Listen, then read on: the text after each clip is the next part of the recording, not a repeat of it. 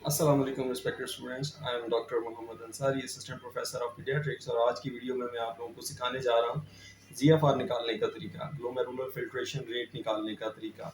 इसको ईजीएफआर कहा जाता है। ई से मुराद इलेक्ट्रॉनिक नहीं है, बल्कि ई से मुराद है एस्टिमेटेड ग्लोमेरुलर फिल्ट्रेशन रेट। आपको पता है कि हम बहुत सारी थेरेप्यूटिक्स में बहुत सारी ऐसी ड्रग्स इस्तेमाल करते हैं जो कि नेफ्रोटॉक्सिक होती हैं, और इनकी डोजेज एडजस्ट करनी होती है according to GFR, according to renal function of the patient. बहुत सारी ड्रग्स ऐसी होती हैं जो कि जिनकी डोज 30 ml पर minute per 1.73 metre square GFR से नीचे अगर जीएफआर आ जाए तो उनकी डोजेस हाफ करनी पड़ती हैं या डिसकंटिन्यू करनी पड़ती है। बहुत सारी डोज ड्रग्स जैसा कि commonly used third generation cephalosporins, penicillins, amikacin, aminoglycoside group जो है, वैंकोमाइसिन, ये सब नेफ्रोटॉक्सिक ड्रग्स हैं। They are very nephrotoxic. Antifungal drugs बहुत ज़्यादा नेफ्रोटॉक्सिक हैं, कोलिस्टीन बहुत ज़्यादा नेफ्रोटॉक्सिक है, हेपेटोटॉक्सिक है। तो हमें बहुत सारी नेफ्रोटॉक्सिक ड्रग्स जो हैं वो डिसकंटिन्यू करनी पड़ती हैं जब हमारा पेशेंट रीनल कॉम्प्रोमाइज़ में हो। स्पेशली बच्चों के पॉइंट ऑफ व्यू से बीइंग अ पीडियाट्रिशियन इसकी बहुत ज़्यादा इंपॉर्टेंस है, और मैं अपने सारे ट्रेनीज़ को, हाउस ऑफिसर्स को, अपने स्टूडेंट्स को ये बताता हूँ कि उनको जीएफआर निकालने का तरीका और early signs and symptoms of renal failure जो है वो डिटेक्ट करने का बहुत अच्छा सा पता होना चाहिए, ताकि किसी भी पेशेंट का रीनल कॉम्प्रोमाइज़ ना हो ऑन एंटीबायोटिक्स। अब इसको थोड़ा सा देख लेते हैं, ई जी एफ आर क्या होता है। ये डिनोट होता है in M Ls per minute per 1.73 metre square body surface area. यानी this is the M L, these are the M Ls of plasma which are filtered by the kidneys in every minute. This is the rate at which kidneys are filtering or clearing the plasma of creatinine. GFR जो है इसका मकसद, मतलब आसान अल्फाज में ये है कि किडनीज कितना प्लाज्मा को एक मिनट में क्लियर कर रहे हैं, क्लीन कर रहे हैं। और ये हमेशा 1.73 metre square body surface area के हिसाब से जो है वो शो किया जाता है, यानी छोटे बच्चों में हो या बड़ों में हो ये एक ही तरह होता है। फिर बड़ों में नॉर्मली जीएफआर 120 से ऊपर होता है, वेर एज बच्चों में जीएफआर जो है वो 60 से अबव नॉर्मल होता है। तो स्टेज 1-2 रीनल डिजीज जो है, क्रॉनिक किडनी डिजीज, बच्चे, छोटे बच्चे जो इन्फेंट्स हैं या स्पेशली न्यू बॉर्न्स में ऑलरेडी होती है। जैसे जैसे बच्चा बड़ा होता जाता है तो उसका जीएफआर जो है वो 90 और 120 को टच कर जाता है। एडल्ट का जीएफआर 120 होता है। तो 120 से लेके अगर जीएफआर, इसको थोड़ा सा मैं आपको जूम इन करके दिखाता हूँ अभी कि क्या मतलब है इसका। जीएफआर अगर किसी पेशेंट का 120 से नीचे है और 90 तक है या 90 से अबव है तो उसको स्टेज 1 क्रॉनिक किडनी डिजीज है। अगर किसी पेशेंट का जीएफआर 89 से लेके 60 तक है तो उसको स्टेज 2 क्रॉनिक किडनी डिजीज है। और अगर किसी का जो है वो 59 से 30 तक है तो उसको स्टेज 3 क्रॉनिक किडनी डिजीज है। स्टेज 3 के क्रॉनिक किडनी डिजीज वाले पेशेंट यूजुअली सिम्टोमेटिक होते हैं, लेकिन इनमें हमें बैलेंस करना होता है कि क्या हमें ड्रग की डोजेस जो है वो एडजस्ट करनी है या नहीं करनी है। फिर आ जाता है स्टेज 4 क्रॉनिक किडनी डिजीज, जिसमें जीएफआर जो है वो 29 से लेके 15 तक होता है। और ये वो पेशेंट्स हैं जिनको बाज़-औक़ात डायलिसिस पे भी डालना पड़ता है, डिपेंडिंग ऑन हाइपरकैलेमिया या एसिडोसिस या हाइपरएमोनीमिया। इनमें अगर हो तो उसकी बेस पे इन पेशेंट्स को हमें रीनल रिप्लेसमेंट थेरेपी के ऊपर डालना पड़ता है। हाइपरकैलेमिया अगर होगा तो उसके लिए कैल्शियम देना है आपने, पोटेशियम बाइंडिंग रेज़न्स देने हैं आपने, लो फॉस्फेट डाइट और लो फॉस्फेट कैल्शियम सप्लीमेंट देने हैं, ताकि रीनल ऑस्टियोडिस्ट्रॉफी को प्रिवेंट किया जा सके, और हाइपरफॉस्फेटेमिया की वजह से जो पेशेंट को साइन एंड सिम्टम्स और फटीग और प्रॉब्लम्स आ रहे हैं उसको रोका जा सके। और फिर लास्ट स्टेज, जिसे एंड स्टेज रीनल डिजीज कहा जाता है, वो है अगर जीएफआर लेस देन 15 हो जाए, 14 या लेस देन 14 हो जाए तो उसको एंड स्टेज रीनल डिजीज कहा जाता है।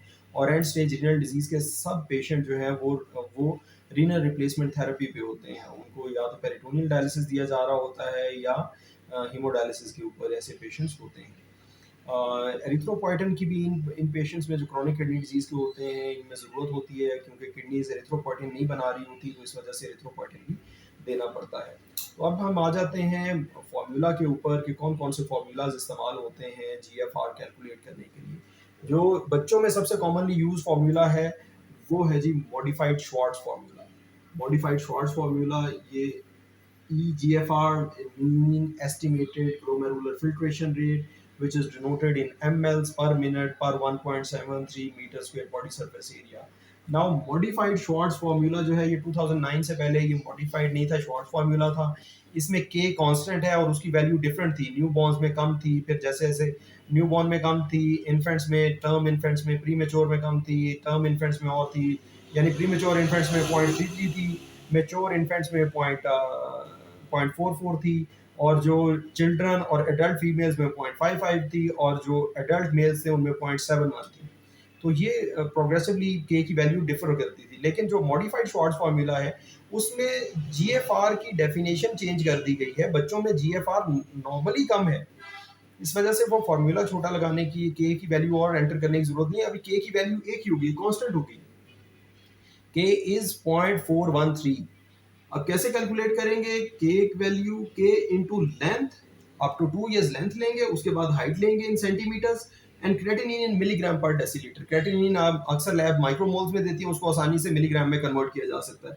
और जो आपके पास रिजल्ट आएगा वो आपका एस्टिमेटेड जीएफआर होगा, जिसको आप इस टेबल के ऊपर डालेंगे और आप बताएंगे कि आपके पेशेंट को स्टेज 1, 2, 3, 4, 5 कौन सी क्रॉनिक किडनी डिजीज है। ठीक है, इसको अल्ट्रासाउंड पे देखेंगे तो यही चीज़ें जो है वो अल्ट्रासाउंड पे इसके साथ ही जो है वो कोइंसाइड करती हैं। रीनल पैरेन्काइमल डिजीज जिसको कहते हैं ग्रेड 1, 2, 3, 4, 5 रीनल पैरेन्काइमल डिजीज, यानी उसमें कॉर्टिकोमेडलरी डिफरेंशिएशन जो है वो लॉस हो जाती है अल्ट्रासाउंड के दौरान। दूसरा फार्मूला जो है वो एडल्ट्स के लिए इस्तेमाल होता है, क्योंकि पीडियाट्रिक्स जो है वो थोड़ा एडल्टहुड की तरफ भी, प्री एडोलेसेंट एडोलेसेंट की तरफ भी जाती है। तो इस वजह से इस फार्मूले का भी इस जगह पे जिक्र कर देना जो है वो ज़रूरी है। और क्योंकि मेरे जो स्टूडेंट्स हैं वो ना सिर्फ पीडियाट्रिक्स के हैं बल्कि और भी देखने वाले हैं, तो इस वजह से दूसरे फार्मूले का भी जिक्र करना बहुत ज़रूरी है। ये भी एक रिलायबल फार्मूला है, कॉकरोड फार्मूला। इसमें एडल्ट मेल्स और एडल्ट फीमेल्स के लिए दो डिफरेंट फार्मूला है। सिर्फ फ़र्क इतना है कि फीमेल्स के लिए इसको 0.85 से मल्टीप्लाई करते हैं, वेराज एडल्ट मेल्स के लिए इसको जो है मल्टीप्लाई नहीं करते आप। कॉकरोड फॉर्मूला है जी, एज एज है 140 minus 140 minus age multiplied by body weight in KGs divided by 72 into creatinine in milligram. Normally creatinine 1 होती है मिलीग्राम, 1.1 से लेस होती है आमतौर पे सारी लैब्स की रेफरेंस रेंज। तो अगर बढ़ी हुई है तो डेफिनेटली ये फिर ज़्यादा, ये जो है वो जो जो जो जिससे आप डिवाइड करेंगे ये ज़्यादा फैक्टर आएगा, तो आपका जीएफआर कम आएगा। और फॉर एडल्ट फीमेल्स इसी सारे फार्मूला को, इस ये सारा फार्मूला यहाँ तक सिर्फ इसको 0.85 से मल्टीप्लाई करना है, यानी GFR in adult females will be little bit less. ये है फार्मूला व्यूअर्स। और इसमें जो है वो रीनल डोज एडजस्टमेंट बहुत ज़रूरी हो जाती है। रीनल डोज एडजस्टमेंट की मेरी आप लोगों से सबसे रिक्वेस्ट है कि जो भी पेशेंट आप देखें उसमें रीनल कॉम्प्रोमाइज अर्लीस्ट डिटेक्ट करें और उसकी बेस पे फिर डोजेस को एडजस्ट करें। बहुत सारी डोजेस जो हैं वो 30 ml पर मिनट पर metre per 1.73 metre square body surface area GFR पे हाफ हो जाती हैं। कुछ डोजेस जो है, कुछ मेडिसिन जो है वो डिसकंटिन्यू हो जाती हैं। कुछ मेडिसिन जो है उनका इंटरवल बढ़ा दिया जाता है, instead of giving once daily it can be given 36 hour और 48 आवर्स।